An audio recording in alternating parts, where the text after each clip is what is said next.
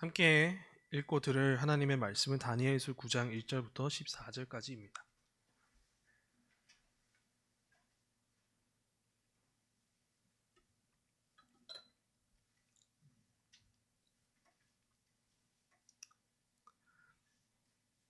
(1절부터 14절까지) 교독하실 텐데요, 제가 먼저 시작하고요, 14절은 다 같이 읽겠습니다. 메대 족속 아하수에로의 아들 다리오가 갈대아 나라 왕으로 세움을 받던 첫 해,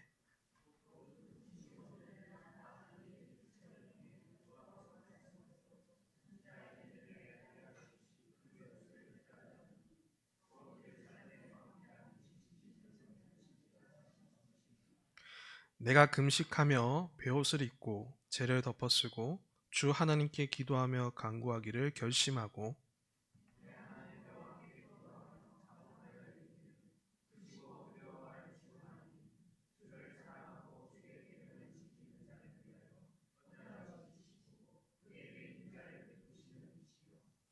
우리는 이미 범죄하여 패역하며 행악하며 반역하여 주의 법도와 규례를 떠났사오며,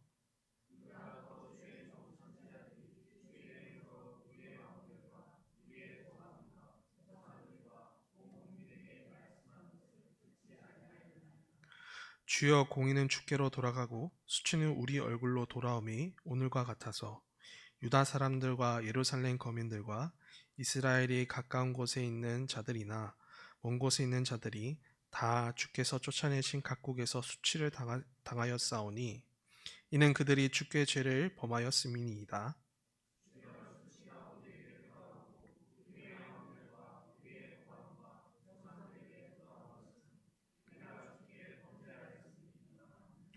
주 우리 하나님께는 긍휼과 용서하심이 있사오니 이는 우리가 주께 패역하였음이오며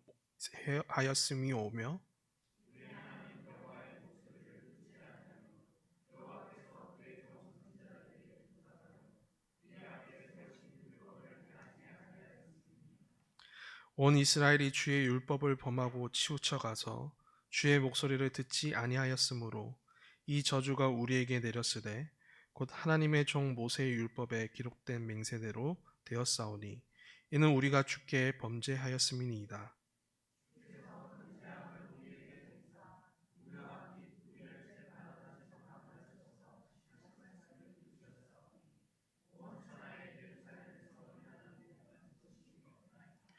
모세의 율법에 기록된 대로 이 모든 재앙이 이미 우리에게 내렸사오나 우리는 우리의 죄악을 떠나고 주의 진리를 깨달아 우리 하나님 여호와의 얼굴을 기쁘게 하지 아니하였나이다.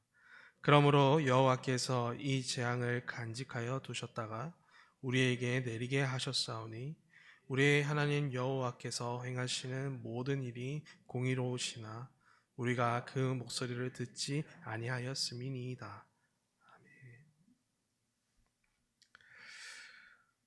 지금까지 살핀 다니엘서 1장부터 8장은 장차 일어나 크고 은밀한 일, 곧 하나님 나라가 결코 무너지지 않고 마침내 완성될 것이라는 회복의 비전을 그 남은 자들의 이야기와 환상을 통해 보여주었습니다.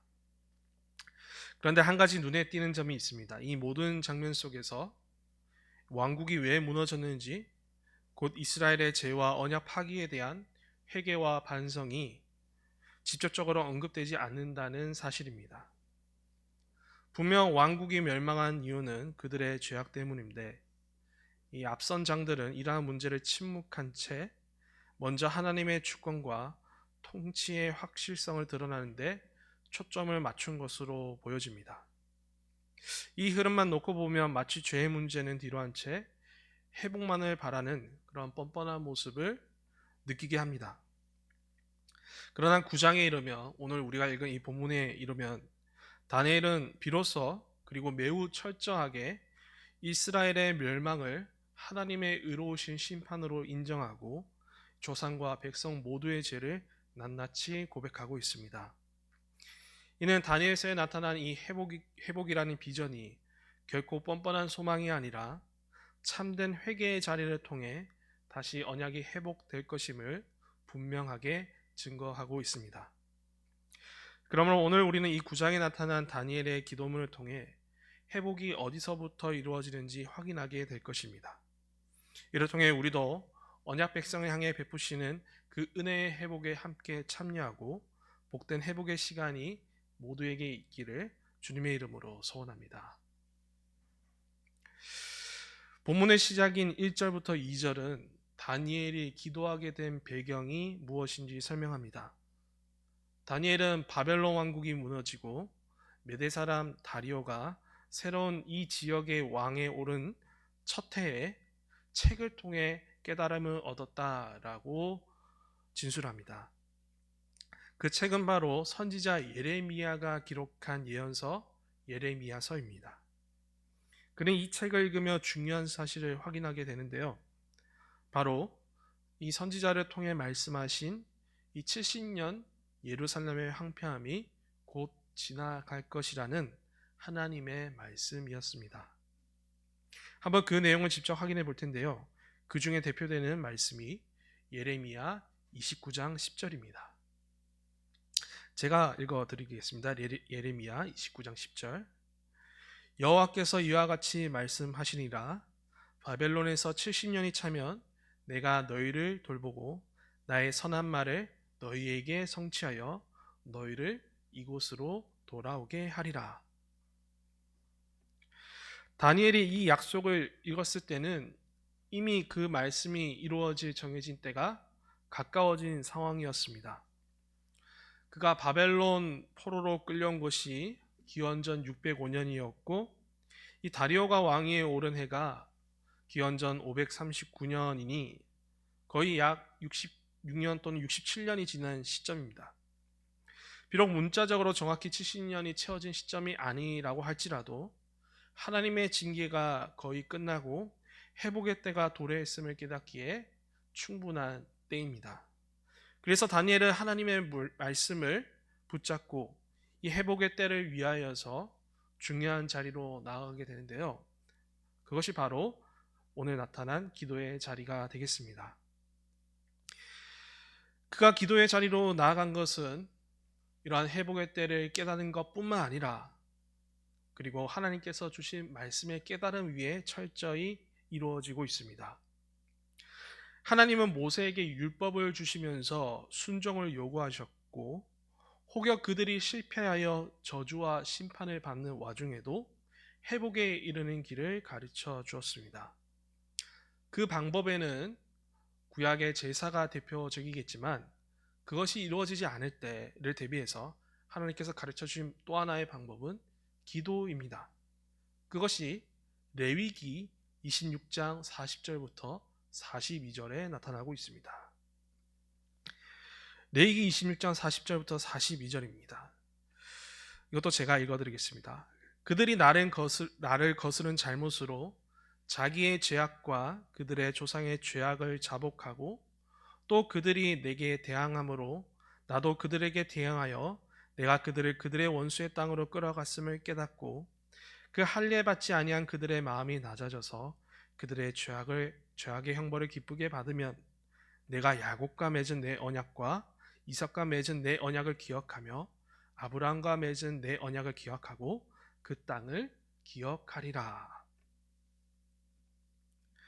하나님은 레위기 26장에서 그들이 죄를 자복하면 그 중요한 조건을 달면서 그렇게 자복함을 통해서 대항했던 것과 그리고 그 죄를 지었던 것을 고백한다고 한다면 언약에 따라 그들을 인도하시겠다라고 약속하고 있습니다.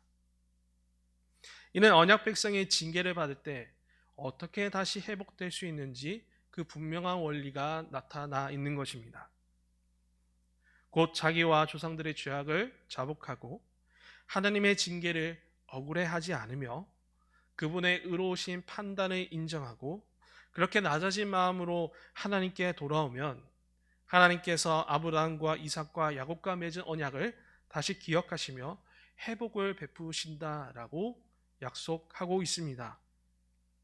다니엘은 바로 이 말씀을 기억하면서 이러한 모세의 율법을 기억하면서 기도하기 시작했습니다.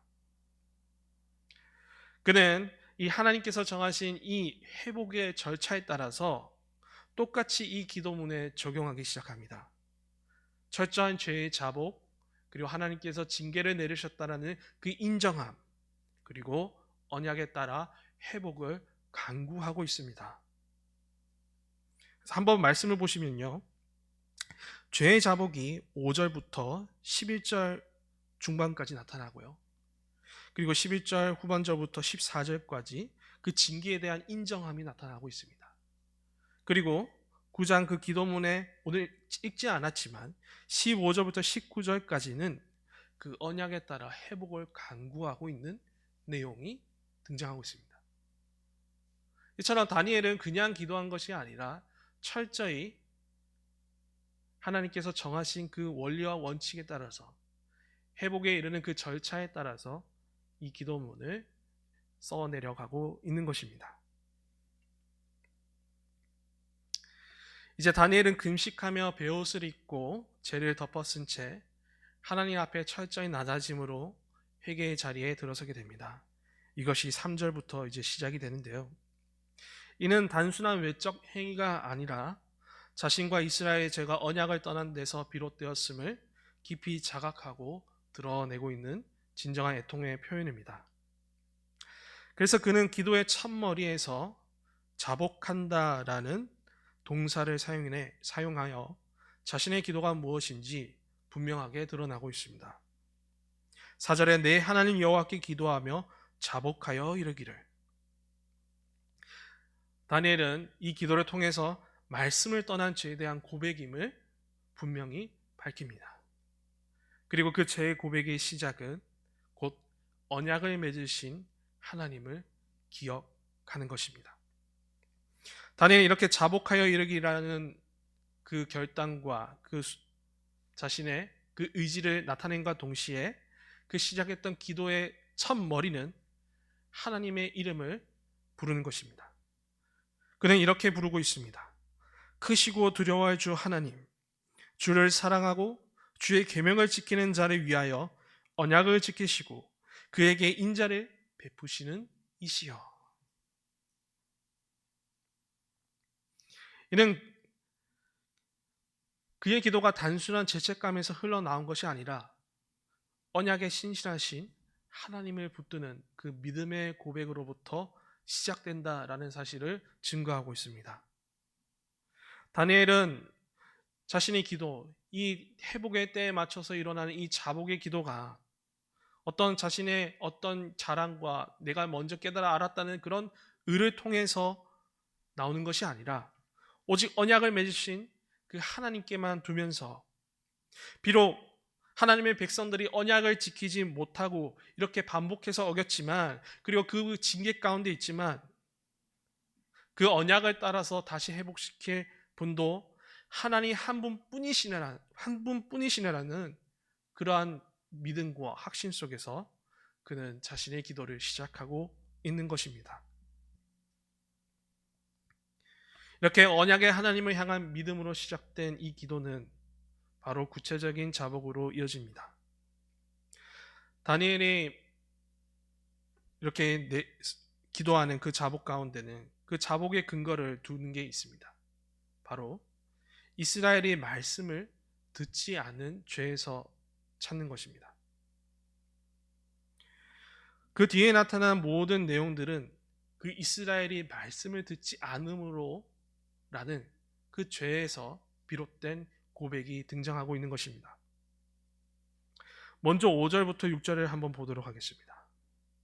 5절과 6절은 말씀에 귀를 기울이지 않는 결과로 나타난 왕국의 수많은 죄들을 하나씩 열거하며 고백하고 있습니다. 5절에 우리는 이미 범죄하여 패역하며 행악하며 반역하여 주의 법도와 규례를 떠나싸우며, 이렇게 강한 동사들을 사용하면서 이스라엘 백성들이 어떻게 하나님 앞에서 범죄를 했는지, 어떻게 죄악을 저질렀는지를 열거하고 있습니다. 이 범죄하다는 것은 개인적으로 은밀하게 행한 그런 불순종을 의미하고, 패역과 행악은 사회적으로 불의를 행하며 약자를 억압한 그 이스라엘의 악행을 가리키며, 반역은 진정한 왕이신 하나님의 통치를 거부한 그런 반항을 뜻합니다. 마지막으로 이 떠남은 하나님 대신 우상을 섬기며 영적 간음에 빠진 상태를 뜻합니다. 실로 이스라엘은 선지자들의 끊임없는 이러한 외침을 거부했고 말씀을 듣지 않은 채 쌓아온 이 모든 죄로 말미암아 왕국이 멸망당하는 아주 부끄러운 일을 겪었습니다. 다니엘은 이어진 17절부터 10절에서도 이러한 죄들을 고백하면서 동시에 그 동일한 이유를 강조하고 있습니다. 말씀을 듣지 않았기 때문에 지금 우리가 이 포로가 되어 이 이방 땅에서 수치를 당하고 있다라고 고백합니다.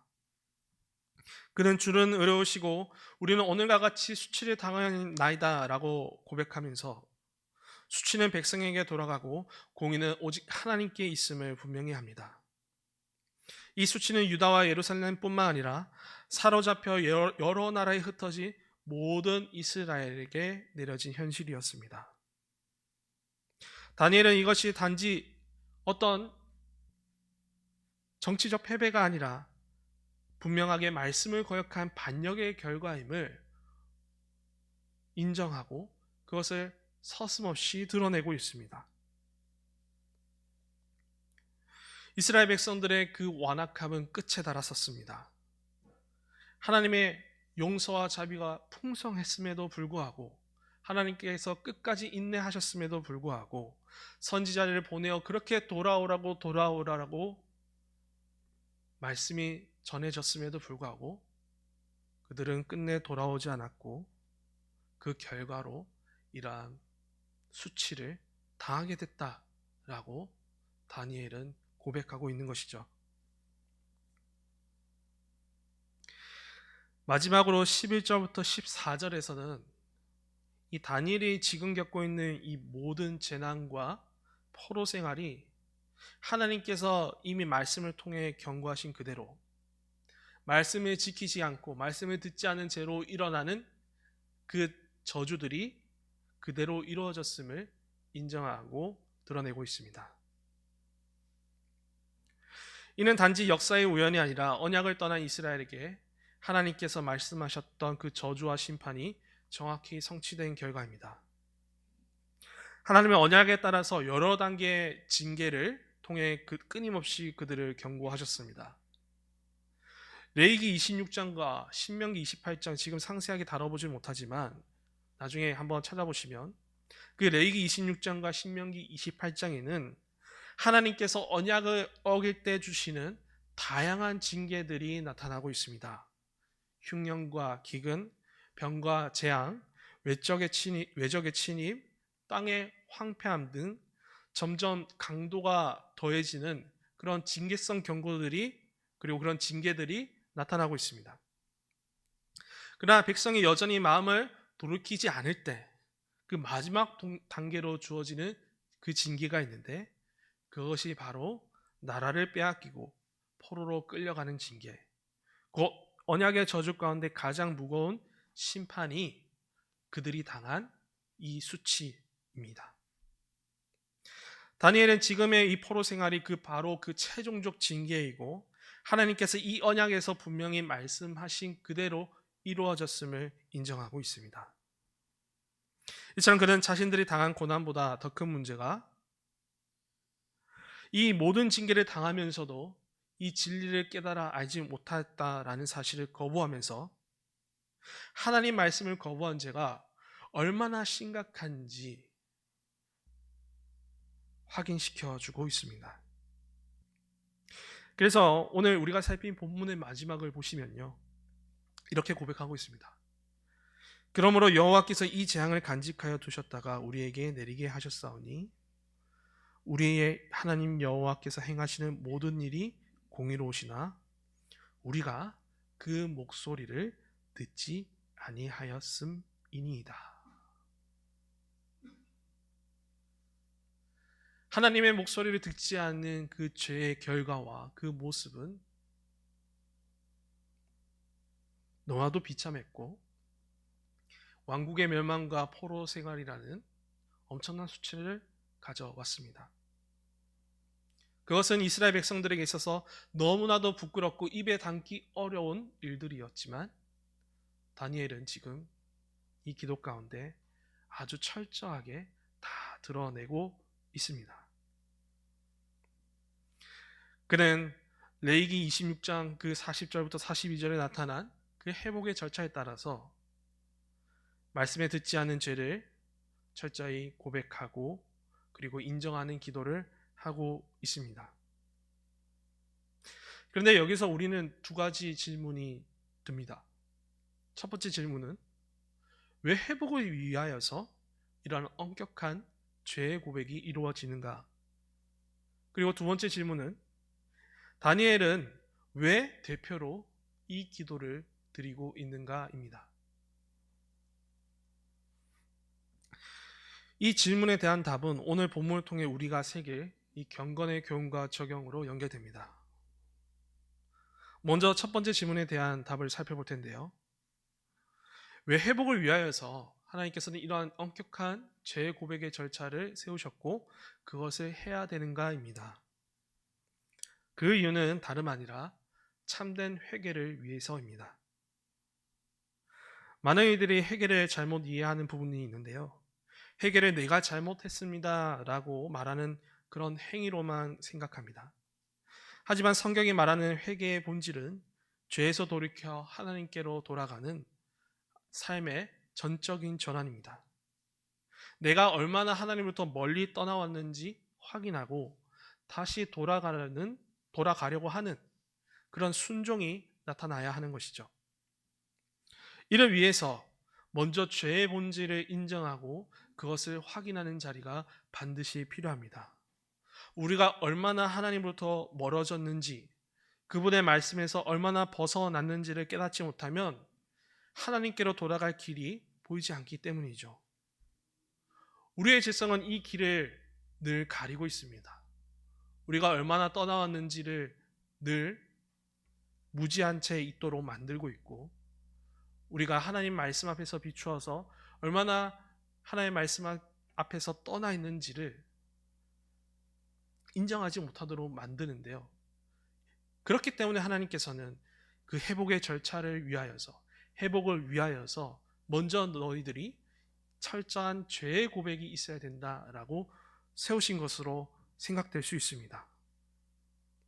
그렇게 다니엘은 자신의 죄를 넘어서서 자신의 조상들의 죄, 그리고 사회적 불의와 그런 영적 배반을 하나도 숨김없이 인정함으로써 지금 우리가 하나님 앞으로 돌아가야 함을 이 기도를 통해 보여주고 있습니다. 하나님께서 처음부터 언약 백성에게 요구하신 회개의 방식은 이러한 죄의 고백으로부터 시작입니다. 하나님께서 철저하게 이러한 자복을 요구하신 이유는 자기 백성을 정죄함이 아니라 죄가 가린 눈을 열어서 언약의 자리로 돌아오게 하려는 그 회복의 본질적인 목적 때문입니다. 참된 회개는 사람을 무너뜨리는 것이 아니라 하나님과 본래 맺은 말씀과 언약 앞에 다시 돌아가는 것이며 이를 위해서 선행되어야 될 것이 철저한 이러한 죄의 고백의 기도가 있어야 되는 것입니다. 두 번째 질문에 대한 답을 살펴보려 합니다. 왜 다니엘은 이 기도를 통해 또한 이 기도 가운데 왜 민족의 대표로서 기도하고 있는가입니다. 그 이유는 회복이 결코 개인적 차원에서 끝나는 일이 아니라 하나님 나라라는 언약 공동체가 이 회복에 있어서 함께 세워져야 할 그런 중요한 부분이기 때문입니다. 이스라엘은 70년 포로 생활을 거치며 정체성이 약화되었고 또한 특별히 지금 성전이 없는 상태입니다. 성전이 없는 상태에서 이 제사장 제도 역시 기능을 잃어서 이 공동체를 위하여서 공동체를 대표해서 하나님께 서서 회개를 이끌 영적 지도자가 실은 부재한 상태입니다. 이런 상황에서 하나님은 다니엘을 선지자로 세우셔서 백성을 대신해 하나님 앞에 서도록 하셨습니다. 그래서 다니엘은 기도 내내 그가 사용한 주어가 있습니다. 그는 나가 아니라 우리라는 주어를 사용하고 있습니다. 우리라는 주어를 사용하여서 이 기도가 자신의 혼자 드리는 기도가 아니라 당시 남은 모든 자들이 함께 들어야 할 기도임을 강조하고 있는 것입니다. 실제로 성경학자들의 연구에 따르면 이 기도문을 바탕으로 이후에 에스라 9장과 그리고 느헤미야 9장에 나타난 그 회개 기도문이 이것을 참고해서 적극적으로 작성되었다라고 이렇게 보기도 합니다. 이는 다니엘의 이러한 대표 기도가 단순한 개인의 신앙 행위가 아니라 흩어진 공동체의 신앙을 재정립하고 언약 백성으로 다시 모으려는 그 하나님 뜻 안에서 이루어지는 그런 언약의 기도였다라는 것을 반증하고 있습니다. 그래서 다니엘은 혼자가 아니라 이렇게 공동체를 대표해 기도했고 하나님은 그에 응답하시며 그들을 다시 회복의 역사에 참여시키는 은혜를 베푸십니다. 7장 후반에서는 그 응답으로 환상으로 메시아에 대한 분명한 약속을 주셨고 이후의 실로 포로 귀환의 역사를 시작하고 계십니다. 저 안에서 사랑하는 여러분, 오늘 여기까지 다니엘의 기도를 살펴보려 합니다. 다니엘의 기도는 하나님께서 어떻게 자기 백성을 회복시키시는지 그 원리를 나타내고 있습니다. 회복은 하나님께 돌아가는 것이며 돌아감의 시작은 죄를 철저히 인정하고 자복하는 것입니다. 이 회복의 질서는 레위기 26장에서 이미 주어진 언약의 명령이었고 그러나 이 회복의 질서는 구약에서 완성되지 않고 그리스도 안에서 최종적으로 완성되었습니다. 포로된 자들이 레위기의 질서를 따라서 죄를 자복하며 언약으로 돌아갔다면 신약 교회는 참된 회복의 길을 여신 그리스도를 따라 회복으로 향합니다. 그리스도께서 십자가에서 우리의 죄를 담당하시고 그 피로 새 언약을 세우심으로 회복의 길을 준비하셨기 때문입니다. 그리스도의 보혈 때문에 용서와 회복이 영원히 보장되었고 우리에게 두려움이 아니라 은혜 안에서 죄를 고백하고 그리고 회개할 담대함을 허락하셨습니다. 그러므로 다니엘의 기도는 단순히 구약시대의 회개의 본보기가 아니라 그리스도 안에 있는 모든 신자들에게 완전히 열린 회복의 길을 따라 걸으라는 신약교회의 표지판으로 우리에게 주어지고 있습니다. 주 안에서 사랑하는 여러분, 우리는 이 기도문이 주는 교훈을 통하여서 개인적으로 그리고 공동체적으로 적용을 할 수 있습니다. 먼저 개인적 차원에서 다니엘의 기도는 참된 회복이 어디에서 시작되는지를 보여주었습니다. 회복은 하나님께로 돌아가는 것이며 돌아감의 시작은 죄를 철저히 인정하는 것이죠. 근데 우리는 말씀을 읽으면서 그 죄를 드러내는 기능을 피하고 위로만 얻으려 하지는 않은지 그 말씀을 늘 보고 묵상하는 그 가운데 회개를 미루고 하나님께 돌아가기보다는 정욕을 따라 오히려 멀어지고 있지 않은지를 철저하게 점검해 봐야 합니다. 다니엘은 철저히 말씀에 따라서 그리고 언약에 따라서 죄를 인정하고 자복하며 회개의 시작 앞에 섰습니다.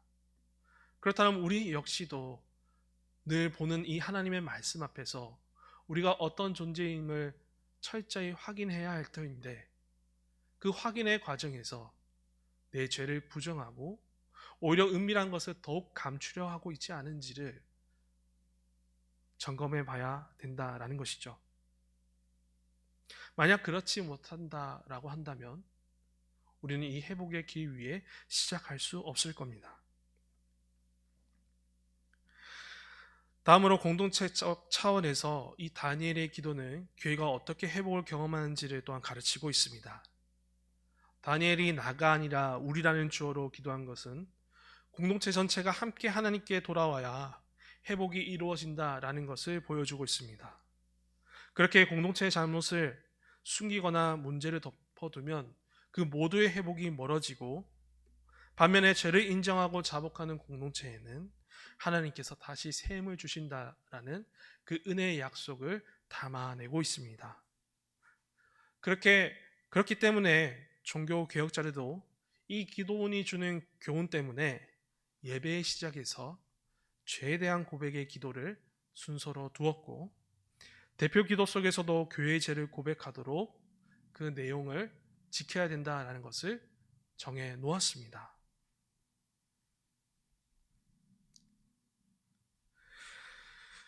다니엘의 기록을 통해 배우는 이 회복의 원리, 우리의 개인과 공동체에 적용되고 있습니다. 개인적으로도 공동체적으로도 그리스도의 말씀에 비춘 자리에서 우리가 해야 될 것은 우리의 죄를 고백하고 회개의 길로 걸어 나가는 것입니다. 그때 우리는 수치와 후회, 슬픔 등 여러 깊은 감정들을 느끼며 괴로워할 수 있습니다. 하지만 그 괴로움 이면에는 다시 돌아가는 기쁨이 있을 줄 우린 확신하고 믿고 있습니다. 조금 더 하나님을 사랑할 수 있는 가까운 자리로 갔다라는 그 믿음을 우리는 이미 말씀을 통해 확인받았고 그렇게 알고 있기 때문입니다. 그러니 주 안에서 살아가는 여러분, 오늘 우리에게 주어진 이 기도의 원리, 이 회복의 원리가 철저히 죄의 고백을 통해 이루어짐을 확신하면서 힘들지만 개인의 자리에서 그리고 공동체로 모일 때 더욱더 죄를 인정하고 고백하길 힘쓰시길 주님의 이름으로 부탁드립니다. 이를 통하여서 우리는 죄를 고백하는 쓴맛이 주어지지만은 그 이후에는 우리에게 회복의 달콤한 은혜가 주어질 것임을 믿어 의심치 않습니다. 이렇게 이 회복의 은혜에 다 누리시길 주님의 이름으로 마지막으로 축복하도록 하겠습니다. 지금 이 시간